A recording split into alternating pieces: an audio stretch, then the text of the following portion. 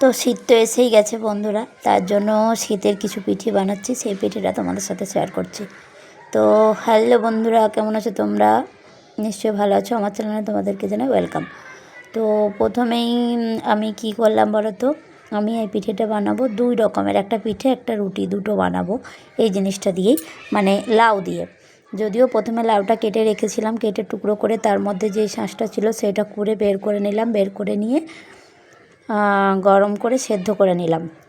সেদ্ধ না করলে ওটা একটু শক্ত হয়ে যায়, ওই জন্য সেদ্ধ করে নিলাম। সেদ্ধ করে নিয়ে আমি এবার ওটাকে মাখিয়ে নেব। একটা একটা মানে জিনিস একটা পাত্রেই মাখছি, মেখে দুটো ভাগ করে নেব।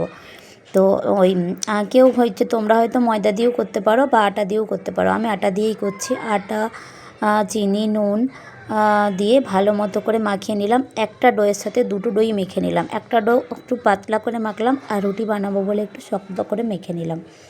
এই দেখো দুটোই আমার মাখা কমপ্লিট হয়ে গেছে। এইদিকে আমি মৌরিটা দিতে ভুলে গেছি, তো চলো আমি মৌরিটা দিয়ে নিই। তারপরে কিভাবে কি ভাজি, কি করি না করি, কোনটা কি করি সেটা তোমাদের সাথে দেখাবো।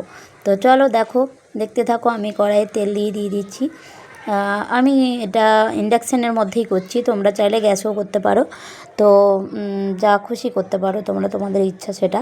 তো যাই হোক, আমি এখানে তেলের মধ্যে সব এগুলোকে আমরা ফুলুরি বলি, তোমরা কি বলো জানি না, তোমরা যেটা যে যা বলো তাই বলো। আর আমি এটা তেলের মধ্যে ছেড়ে দিয়েছি, ছেড়ে দিয়ে ভেজে নিচ্ছি।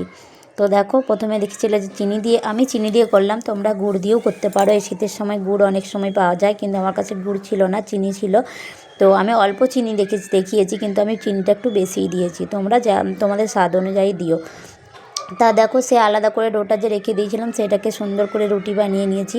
এটা যদিও আমার ছেলের জন্যই বানালাম। এমনিতে মঙ্গলবার আমরা রাত্রে মানে ভাত খায় না, তো রুটি পিঠে করেই খায়, রুটি আর ওই সবই খায়, বা ওই জন্য ছেলের জন্য রুটি বানিয়ে নিলাম।